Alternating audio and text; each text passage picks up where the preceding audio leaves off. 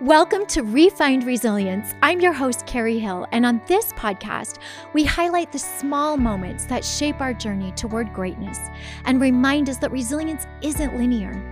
Each episode features stories of perseverance and the little victories that often go unnoticed, illustrating that resilience is about finding strength in everyday life.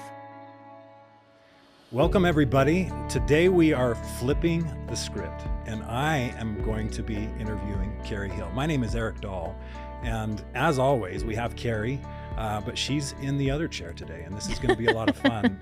For those of you who don't know Carrie, she is the founder of the Refined Resilience podcast. She is also the founder of Chill Consulting, and also a brand ambassador for Build Them Bless, which we are in the HQ of Build Them Bless, right? Yeah. But it is an honor to be here. Aww. So you interviewed me, what was it? A few months ago. Yeah. And we talked about doing another episode, and I said, well, why don't I interview you? Yeah. Like, we'll put you on the hot seat. Yep.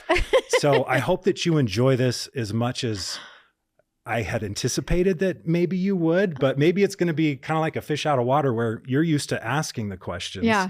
But we're gonna grill you on this one. I'm so excited, Eric. And that was such a good interview.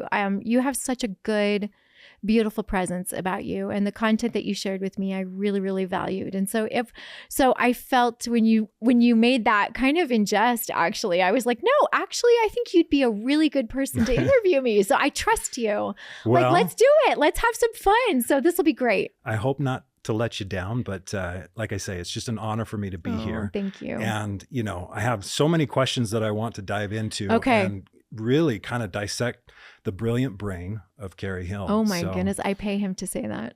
No. This is just coming from the heart. So yeah, I want to get started. Like, you're almost like a year into this podcast series now. Yeah, not quite. We started shooting in October, and we've been releasing podcast episodes since January. So I think we just released our 15th or 16th episode. Awesome.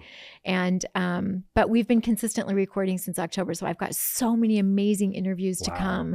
Yeah. And the concept for this though, Eric, really, really has been around for a long time in my heart. Yeah. Yeah. And that makes sense. And congratulations. And the wonderful thing is you're putting such positive content back into the world. And I was having a conversation with Derek upstairs not long ago, and it's like, this is a world that is always starved for good, positive content. And so I really admire what you're doing. And everybody goes through their own bouts of having to be resilient. But what was the origin of this? Like, you say that's been in your heart for a long time, but let's rewind it a little bit. Like, how did we get to the point where you say, hey, I want to take this idea and run with it, and I think that there's going to be an opportunity here. Like, kind of walk me through that. Yeah. Well, thank you for the question. I appreciate that. I've always been a connector. I love people. I've spent 20 years as a self-made publicist because I just love people. And somehow that skill has allowed me to create awesome opportunities for myself. And I went through a period of time when I was really struggling. I was going through a divorce. Before the divorce, we were going through navigating some unaddressed mental health challenges with my spouse, and we just hit the financial floor. And there was hardly anything left for us to survive on. And I spent some time on welfare trying to figure out how to navigate that while I built this kind of freelance crazy resume of doing all of these different things into something that was marketable for full-time employment so that I could provide for my family. And there were so many people, Eric, that showed up for me in that space. Little things to big things, everything from, I found $500 on my desk at the time that I was working at Crucial Learning for Christmas gifts. Nobody knew at the company really what I was going through except one or two people. And they showed up. And I had people show up for me. They paid my kids' school fees one friend that I knew. I mean, and then I just had people that I could lean on, and there were just all of these beautiful, I call them angels. Yes. Yeah. I mean, they really were angels. And I just was so immersed in what I was going through that even though I could see them and see the work that they were doing, and I was so grateful for it, I couldn't give back. I just didn't have the bandwidth to put back into the pool. You were in survival mode. Yeah. And I remember thinking, wow, if I ever get out of this, right? Those thoughts, if I ever, if I ever get out of this, I want to create a place, a space in the world where I could give back. And I think a podcast could be a really great way to give back to the world, stories of resilience. Because while I was going through my own journey, these women and men were going through theirs too. Mm-hmm.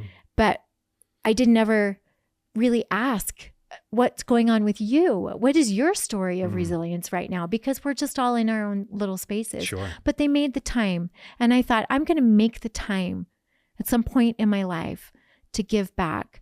And I was here at the Lemonade Stand Studios a year ago, actually next month, it'll be a year ago. And I met with Derek Miner, who you just mentioned earlier. And he gave me this kind of opportunity to be an ambassador for the Build and Bless program. And it's an incredible program. I would invite all of the people listening to please go and look at this program. I second that. It's amazing what they're doing. Yes. And it's all about giving back to the community in a micro way that is personal to you through your company. It's really beautiful. And I was sharing this moment with Derek that I had this thought that sometime I'd like to put a podcast together. I had no idea that all of this beautiful podcast space was even here in this studio when I mentioned that. And just to showcase the kind of person that Derek is and his team, he called me about 2 weeks later and said, hey, Carrie, we're Build and Bless, and you're a part of this program now. And we want to build this podcast for you, and we want to bless other people's lives with what you have to offer. And they produce this podcast for me for free. Wow. And it's an amazing podcast. The production team is phenomenal. I'm looking at you, Branson. Yeah. But, amen. So much good comes from this. Yeah. And, kudos to you, Carrie, because I feel like when we go through those hard times, it's like, okay, well, I'm going to give back when I get there. And then oftentimes what happens, and I know I'm guilty of this myself, it's like, well, I kind of fall back into the norm again, and I'm so consumed with day-to-day life that it's like, oh, I didn't get to that. And so the fact that you remain true to that idea, and now, the fruits of what this vision has turned into, I think that that's a remarkable thing. And all of us have to lean into resilience at some point in time, right? And I think that the humanistic knee-jerk reaction is to wonder, well, maybe I've done something wrong. Maybe I've invited this hardship on myself because of something I did or I didn't do, when in reality, we all have these challenges, right? And I think that it's challenges, change, and complexities are the 3 C's of, what we all go through. But knowing that we are all experiencing this at different chapters in our life, and, now we're trying to put a positive spin on it. What's been the ultimate takeaway from just putting together this podcast series and understanding and learning all these incredible stories of resilience and, just relentlessness in trying to come out of hard chapters? Like, what are some deep stories that really resonated with you? Yeah. Thank you for that question, because there's so many, and your story being one of them, Eric. Thank you. Yeah. And I think to echo what you said earlier, what the beautiful thing is about this podcast is that I don't care what your title is. I don't care whatever your achievements have been. I don't care. What I care about is you. And I want to hear about you. And I think in a world where we don't often give ourselves the space to ask other people about themselves, that's not related to doing business, just to sit and talk with each other as humans. Yeah. That to me has been the gravity of this experience, is just that we have I hope that this feels like a safe place for people to come and sit and share what their challenges have been. I've had your story's amazing. You shared such beautiful things, Eric, regarding your experience and, battling depression a little bit and going through divorce and trying to justify your existence, in the world and in your space, professionally, personally, as a dad, as a a provider. Those are real vulnerable things that you just don't go into conversation with people about. It's true. You never lead with them. That's for sure. Yeah, but not people don't ask. Sure, we're afraid to ask. We are. And so I really have been gifted people who are willing to just let me take them there. I think stories that really stand out to me are Mary Crafts, obviously, just because of who Mary is. Yes. And the bigness with which she shows up in her thriving post-survival, for many years, was really inspiring. I think Todd Sylvester from Belief Cast is also powerful. Addiction and recovery, and his journey of addiction really early in his life, and navigating that entire process to realize what boundaries he actually could stake, and say, these are my boundaries, and what he could claim to be good and healthy for him. And that journey of letting go of people and things that just were keeping him in that cycle, and how the work that he did to try to break out of that and again go through that justification process of, why am I even good enough to be on the other side? Am I resilient? Maybe I'm not resilient. I don't know if I'm going to get through this day without having a hit or taking a drink or telling myself that I'm a terrible, undeserving human, and transforming that work and that difficult, challenging road into something that is powerfully changing people's lives is so inspiring for me.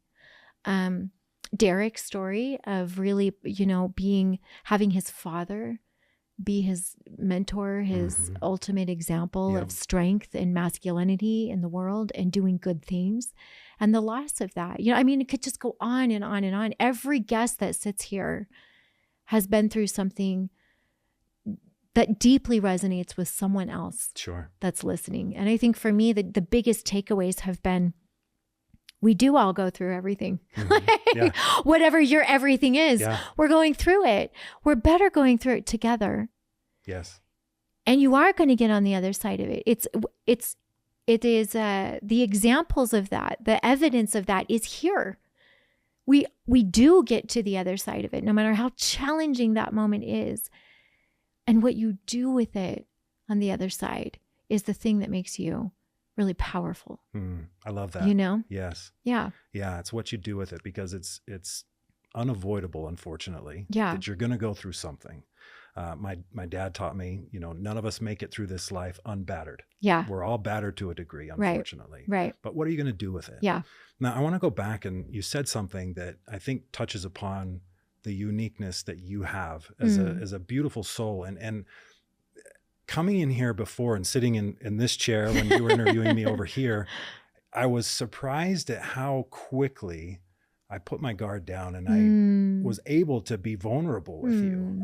Because, I think that I'm a fairly private person, and so you carry a lot of those things close to the heart, where sitting down with you, it felt comfortable. It felt like it was a safe environment. But I believe that this is a God-given gift that you have, Carrie, where you can touch upon and go deep with people very quickly. Yeah. How do you do that? Oh, wow. Well, thank you for that. First of all, Eric, that's big praise. And that means a lot to me for you to feel that and to say that. It really touches my heart, because and that's real. I feel that. Okay. Yeah. And I'm so grateful that has been your experience with me, because I think the depth comes from the love. I love people. I love the human spirit. I love the fighting, the thriving, the surviving, the journey. I love that we go through it all together. And what I really love is that I learn from you equally as much as I love you. Sure. And And the sense of community, Eric, I never realized, I don't think, how important community was in my life until, really until I started to network for business, you know, and I never realized how different communities are, different types of communities, and what felt good and what didn't feel good, and what felt real and what felt fake, you know, and so really over the past few years, as I've been out actively working to provide for my family, looking for opportunities and meeting new people, I think I have a really good radar that says, you're my person. Yeah. You are, because you can go there with me. And I intuitively know that. It's not even, I don't have to question if we're friends. We're friends, like immediately. Yeah. Because the vibe that I get from you is the same makeup as mine. You know? That commonality. I can only go deep with someone that's willing to go deep, who has it within themselves to do that too. That is profound. And I feel like approaching that with what you said, with love, is, you know, it brings down the guard, and there you can kind of determine, okay, yeah, this is somebody who thinks and acts and feels the same way that I do, in a way to where there's a connection, a real connection, where, you know, I don't think that I've known you a year, but it's like, it feels like I've known you forever. Right? You know? It does. Yeah. And I know that I'm not the only one. I'm sure that everybody who's come on this podcast feels that way, because it's a very special environment here. And so, you know, that's a reflection of the good people who produce this, and yourself, who has really kind of just run with this and turned it into what it's become. So kudos. Thanks, Eric. I appreciate that. So tell me more about what's ahead for Carrie Hill, because you have all this talent, and I know that we've talked, we were lamenting the fact of, you know, there's struggles with PR and marketing. I'm a marketer, you're the PR expert, but where do you see yourself going over the next 5 years on a professional level? Wow, that's a great question. That's a question I'm sitting in right now. Yeah. You know, I mean, I think you're probably sitting in that space too. I think anybody that is this age, this kind of midlife to older, I won't say how old, but I've said it 100 times, but you know, I mean, I'm 50. I think this time in my life is a time my kids are grown. The survival is lessened, right? It's not disappeared, right? We still have to go kill the dinosaur and figure out how we're going to skin it and make it last for, you know, the next 10 years. And I don't, it's a different time of life for me. And I feel like I'm discovering different parts of me that haven't unfolded all the way yet. And I don't really know what those parts of me will lead me to do. Yeah. I can safely say that I really believe that the people that I have had on this podcast, and the people that I haven't yet had on this podcast, but are still in my circle of, you know, people I love, I believe there's a greater purpose for us to have been together in this space. Sure. And my hope, and real desire, Eric, is that I create a community from this group of Refined Resilience podcast guests, and that we together are able to know who we are and sit in a space of depth and meaning and connection, and that we're able to elevate ourselves and each other and work together to do really amazing things.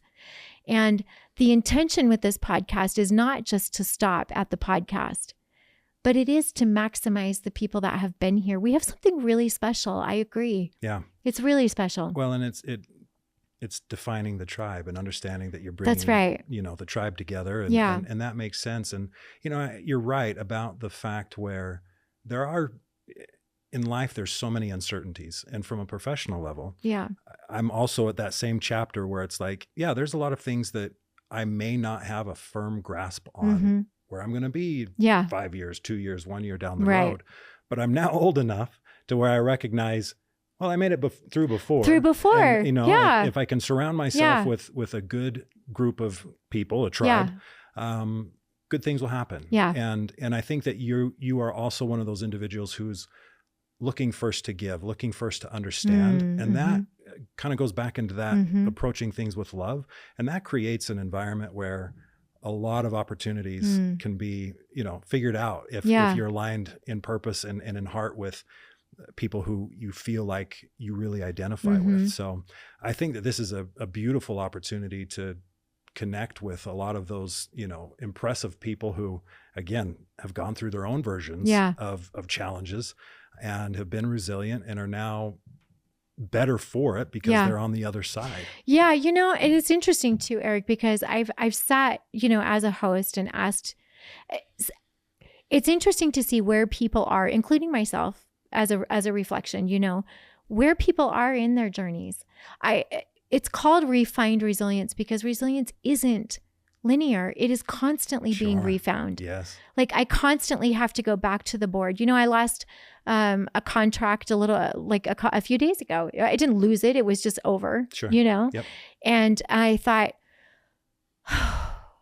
here we go again. Now I got to go hunt I got to go hunt the dinosaur again.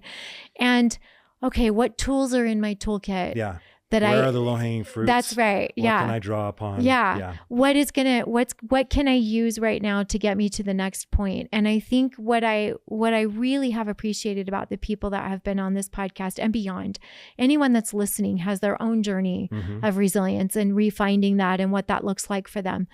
But what I really love about every single individual that has come on this show, Eric, and so many of them too. And so I think you can agree to this, but the journey is, the strength is in the refinding every time. It's not that you're just strong enough to go through it once. It's that every time you go through it, you get stronger, you get more clarity, you understand yourself better. You understand that things are going to happen. It's not such a shock when the contract is over and you have to go kill the dinosaur. Sure. It's a pain. Yeah, it is. Yeah. Because you still got to do the work, yep. But you're not sitting in that space of like, oh my gosh, what am I going to do? Sure. Nothing's going to happen. And I've just lost everything is over. And that's just a tiny little example of what it feels like to have to go back to your baseline and say, but I have confidence that this is going to be okay because I've done this a few times. Mm-hmm. And I really love that commonality. And I think it's just a human commonality. But the people that lean into it, that grow from it, that can stand on their own 2 feet in the mess and say, it's just what it is right now. Yeah. I'm just doing this right now. Yep. Right? Wow, I have so much respect for the people that have been on this show because they have figured it out. Sure. Yeah. And the energy that they pull is so different than the survival energy that I started my journey with. Sure. And so I value that because I feel it and I feel uplifted by it. Yeah. And it keeps me going.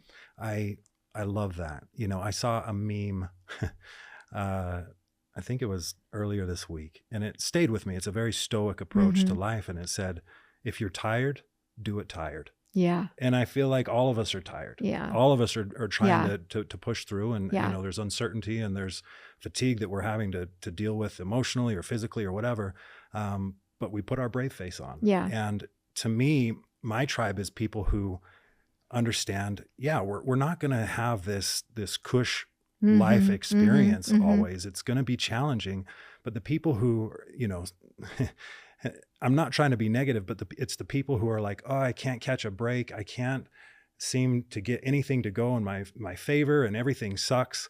Like that to me is like nails on a chalkboard. Yeah. And, because it doesn't do anything. It's leaning into negativity. And I realize that at times it's easy to do. And I've been there myself. Yeah. But staying there is a choice. Yeah. And, putting on that brave face, even when you don't want to, and you're laying in bed thinking, I just want to pull the covers up over my head and stay here for a couple of weeks.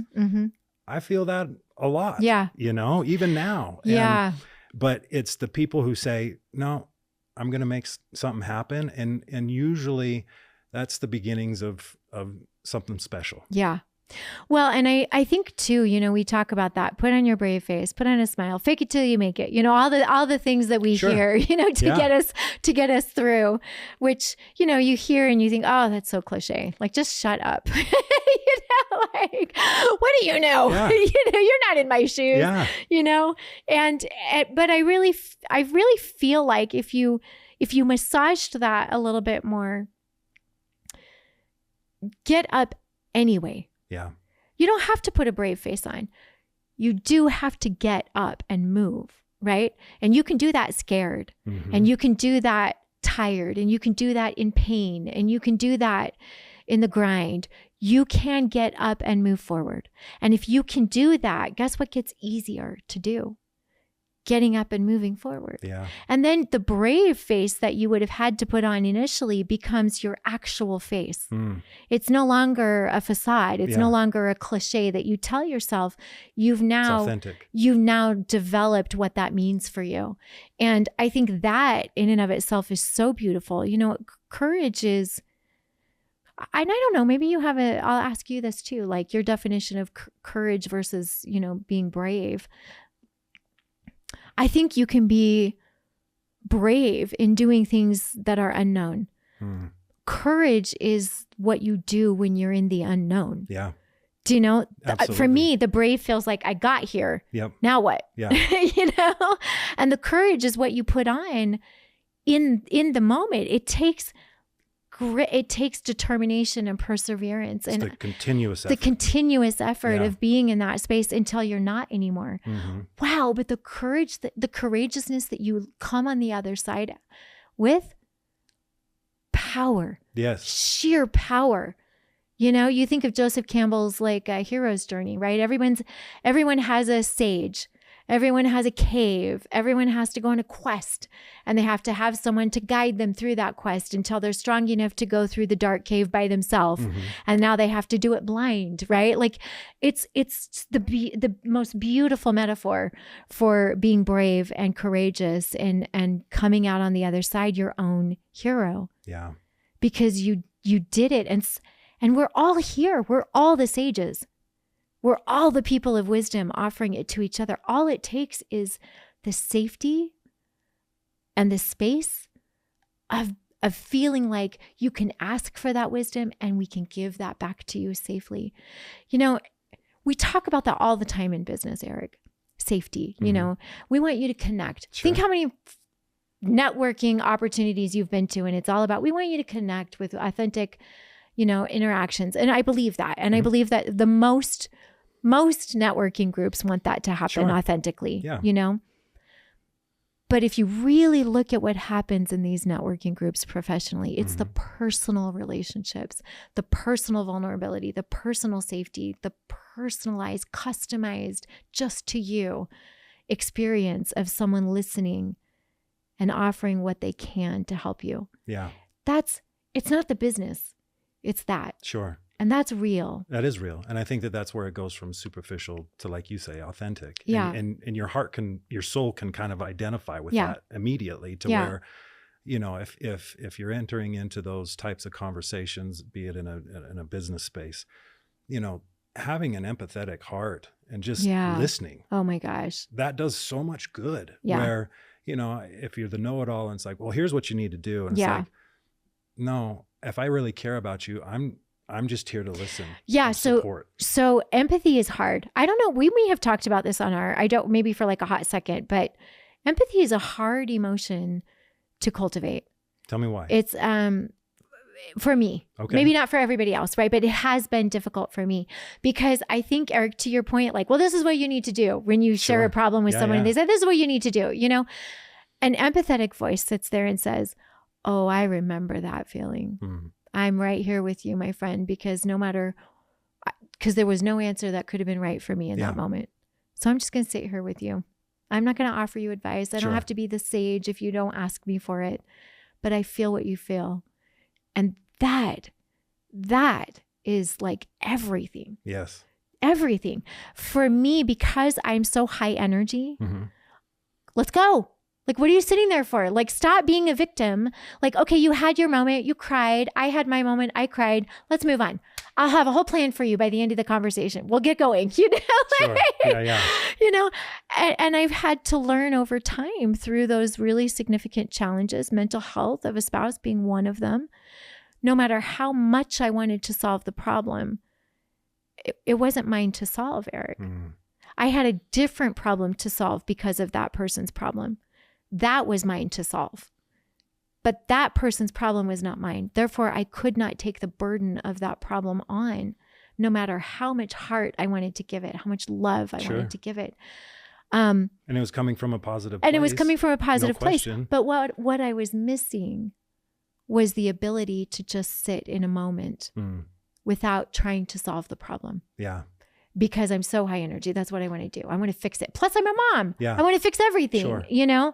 And I've really learned over time, and especially sitting in this studio with incredible people, the art of just listening, thinking, learning, but listening to what is really being said and what the real story is, you know? And it gets a little bit easier for me every time I do an interview. Yeah. And I think that you're also very gifted at listening and picking up on what's being said versus what is not being said. You know, one of the game changers for me was my dad, who's my hero.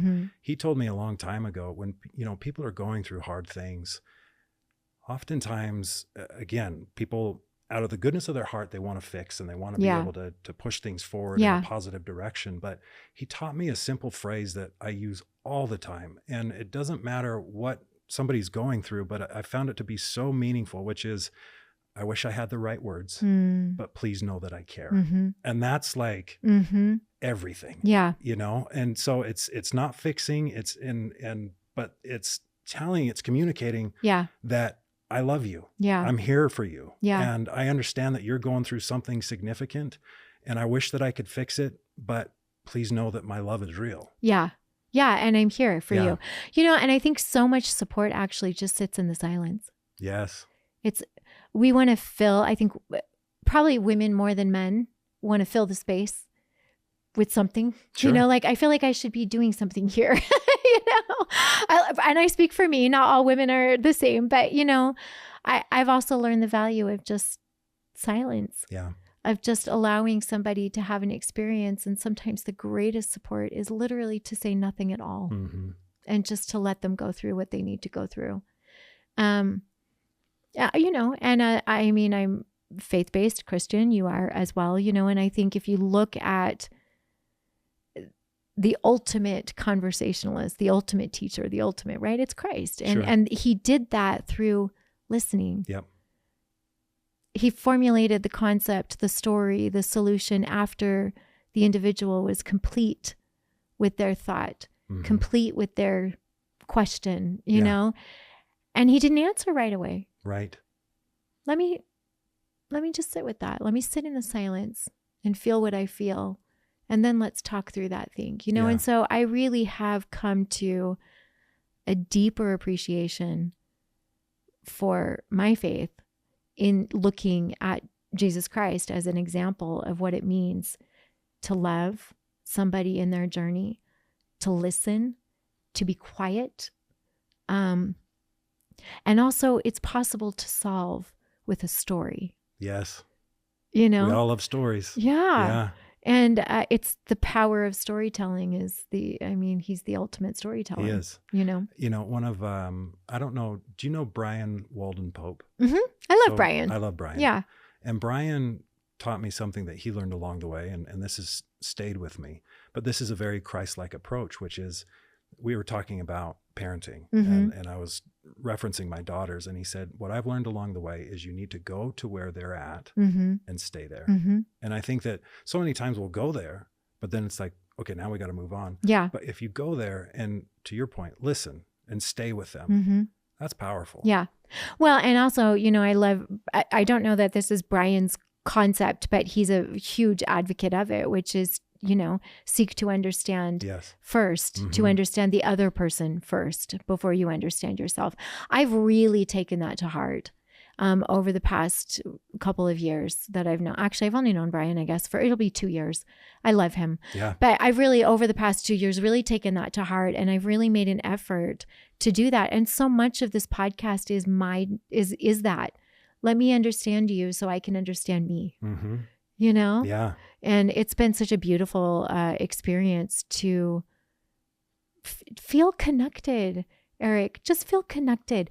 I think we're missing so much connection right now in our society. Yeah. In this highly uberly connected world, we're disconnected. The deep connection. Yeah. That's where that's thriving. You cannot live without that deeper connection. It's just a minuscule experience. We're overfed with the superficial, but undernourished. Yeah. Yeah. Great way to say that. Yeah. I really, and I appreciate the fact that the people that I am meeting, and I encourage people to look for people that can go to the deeper conversation with you, that you can prod a little bit and that you can get a little bit further in. And we're afraid to do that because I think sometimes what we might feel in ourselves by doing that is embarrassment or shyness or guilt or shame or whatever it is that we go through in that moment when we open up that dialogue. Mm-hmm. It's scary. It is scary. It's and I think to be courageous in the dialogue is important to that deeper connection. And so when we do seek to understand somebody else, can you imagine the problems that would be solved? Sure. In the world if we said, tell me more about what it feels like to live in Afghanistan so I understand. Yeah. I don't want to judge you. I just want to understand what your experience is like before I make an opinion around your culture or who you are. Tell me more about why you feel that policy is important. Let me understand it. Yeah. I don't want to argue with you. I'm a sponge. Yeah, I'm a sponge. Just give me the information, Yes. And allow me to ask more questions too, and if more people could sit in a space of curiosity, so many of our problems would be solved. Yes. Just by allowing us to have a safe space to ask. Oh man. That is so true. That is so true. Yeah. All right. Well, we're almost out of time. Oh, that's so terrible. I hate that. It's gone by very fast, just like last time. Yeah. But this has been so much fun. And thank you for allowing me the opportunity to come and put you on the hot seat. Oh my gosh, Eric, it's delightful. We'll do it again. We'll do this periodically. We'll do it periodically. Yeah. My final question. Okay. What are your parting thoughts in any way, shape, or form pertaining to the success of this podcast and what you've learned along the way? If you could have one final message that you wanted to squeeze into this episode, what would it be?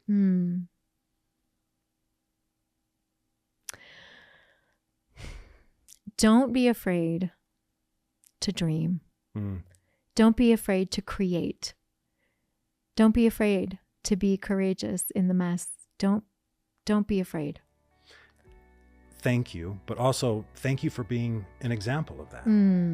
So you're awesome, Carrie. Oh, thanks. It's been Eric. wonderful. Thank you. To interview Carrie Hill today, and make sure that you tune into these podcasts. They are amazing, wonderful people. And Carrie, thank you for the goodness that you're putting back into the world. Thank you for being here. I appreciate your friendship. Likewise. Thank you for joining us on this episode of Refined Resilience. We hope you found inspiration in the stories shared and the small moments that remind us all of our strength. Remember, resilience is built not just in the big challenges we face, but in the everyday experiences that shape who we are. A special thanks to our sponsor, Build Then Bless, for making Refined Resilience possible. Until next time, remember, it's the small moments of resilience that make us great.